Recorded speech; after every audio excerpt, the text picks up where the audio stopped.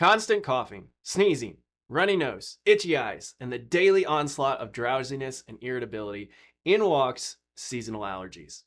That is everyday life in the spring, summer, and fall for far too many kids and families. And that's not how it should be. Kids should be outside, soaking up everything it has to offer, not stuck inside, stuffed up, drowsy, and irritable all the time. And when we look at the research, it has shown that nearly 1 in 5 children have a seasonal allergy.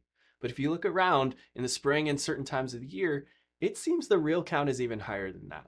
And speaking of counts, kids and families should not have to live in fear of pollen counts, nature hikes, or their friend's house cat.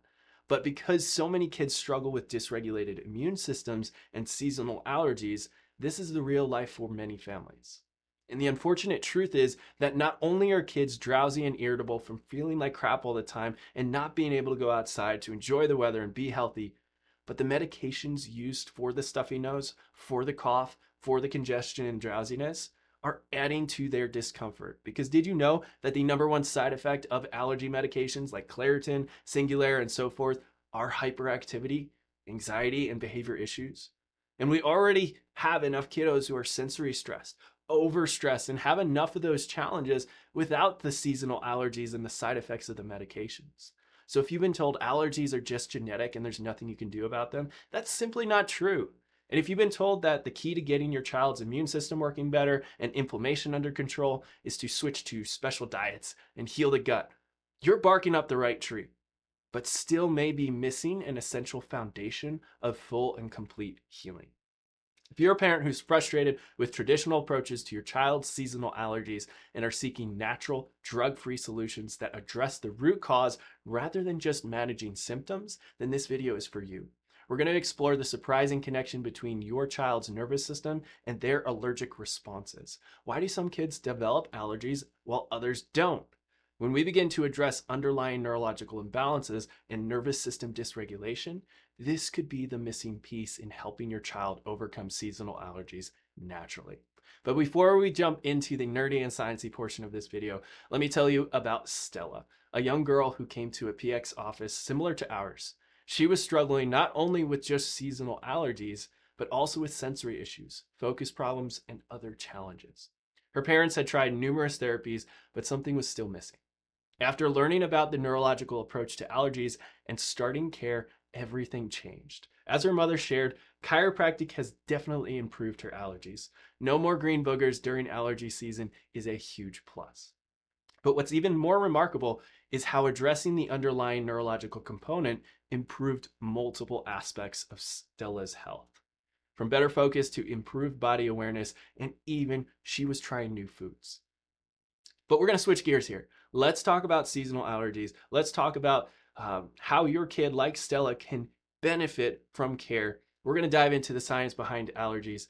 But before we do that, we're going to talk about why the traditional approach to care is not always the best option, and hot take can actually contribute to the onset and increase in allergies in kids.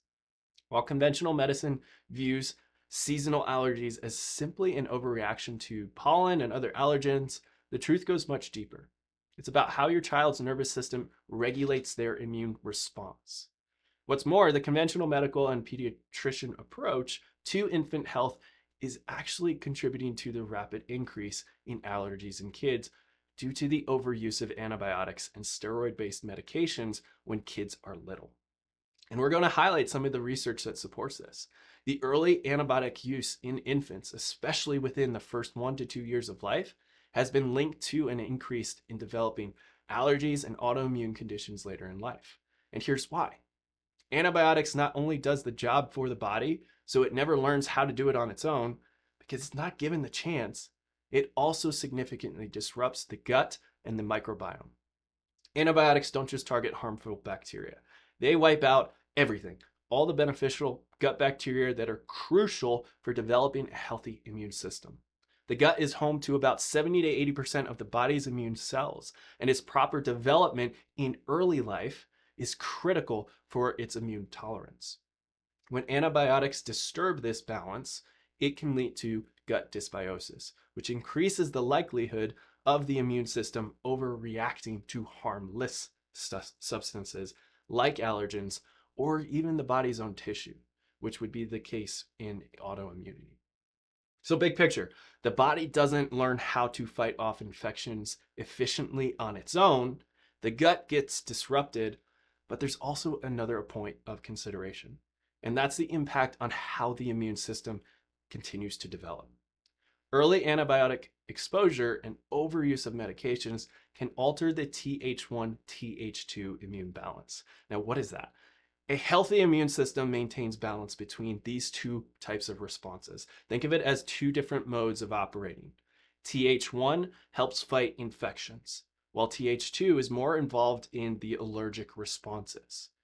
When there's an overuse of antibiotics, this can suppress Th1 responses, skewing the immune system towards Th2 dominance. Now, why is that important? Th2 dominance is associated with allergies, asthma, and other hypersensitivity disorders. And this has been documented in research. A 2020 study in JAMA Pediatrics found that children exposed to antibiotics in their first year of life had an increased risk of developing asthma, allergic rhinitis, eczema, and even celiac disease by the time they reached early childhood. A 2016 review published in the Lancet Respiratory Medicine, they concluded that early life antibiotic exposure is associated with a significantly higher risk of childhood asthma. And there was another study in gut microbes that found that infants given antibiotics were more likely to develop IBS and other diseases like Crohn's disease later in life. Point is, antibiotics, medications, especially when overprescribed, isn't as harmless as we think and isn't something to just shrug off. While antibiotics can be life-saving when absolutely necessary, we have to consider what is it doing to the body long term. Hey, if we do need them, let's use them judiciously and then help the body to reestablish balance by using things like probiotic support to restore the gut and microbiome. And parents who are concerned about their child's immune health can also explore other natural methods to support the gut-brain immune connection, such as breastfeeding, a diverse diet, and neurologically focused chiropractic care, which may help regulate the nervous system's influence on gut and immune function. And that's how we can work to get ahead of this and focus on that deeper root cause. If your child's nervous system is dysregulated and out of balance, this can massively contribute to immune system dysfunction and seasonal allergies, because a dysregulated nervous system makes the immune system hypersensitive and overreacting to normal environmental triggers like pollen, mold, dust, and so forth. When there's something called subluxation in the body, it causes this neurological dysfunction long term.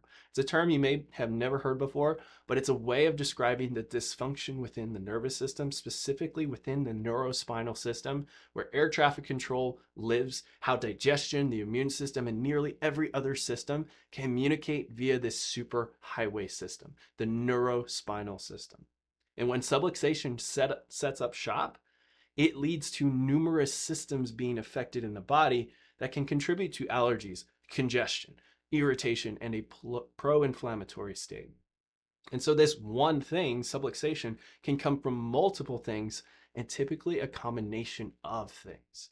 But what we tend to see is it typically shows up after early life stress, a high stress pregnancy, birth interventions, especially vacuum extraction, inductions, and forceps. These kiddos have a higher incidence of allergies because it sets in place this subluxation, which sets in dysfunction within the nervous system first, which then sets in dysfunction within the immune system, the digestive system, and the respiratory system as well.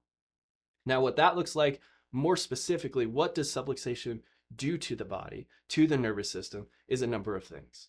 First, subluxation impacts the drainage system, overall plumbing through the eyes, ears, sinuses, and lymphatic system.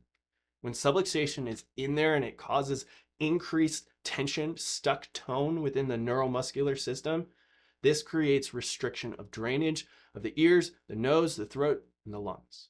So when a kiddo goes outside, is exposed to dust, mold, pollen, whatever it is, it gets in the body, and the body responds to it. It knows it's there, and it traps it within the mucus and the membrane of the respiratory airway.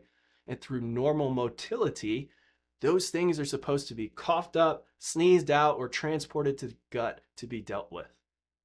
And that's the second thing subluxation interferes with, which is digestive function and motility. We just can't get things through the gut, stomach, and intestines when the bad guys are supposed to be dealt with and expelled out the other end.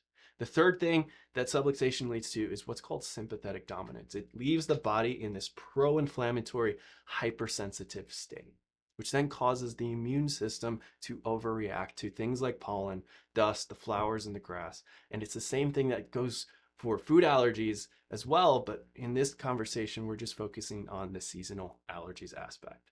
So it's not just the pollen or the allergens from the outside, it's really about the neuroimmune function on the inside. And before we put a bow on this video, we're going to jump into, I want to highlight this neurothermal scan. One of the scans we run in our office, and specifically the pattern of this scan here. A pattern of subluxation that we typically see with kids who are struggling with seasonal allergies. Notice specifically where this is happening. Notice these red bars located at C2, C3, and C4. And these are particular parts of the neurospinal system that control key functions of drainage, immune function, sinuses. It's really what we call air traffic control. It controls the whole body. When subluxation is in there and it sets up dysfunction, it triggers that fight or flight response. It causes this region of the body to go into more of that hyperactive sensory mode.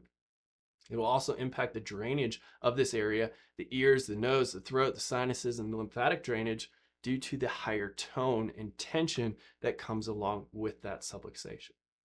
And the third thing we talk about with subluxation, what it does to this area, it impacts that brain-gut or gut-brain connection, really the neuroimmune connection and communication highway between the brain and the gut through the vagus nerve, how the nervous system regulates inflammation. The area where that is controlled is right here.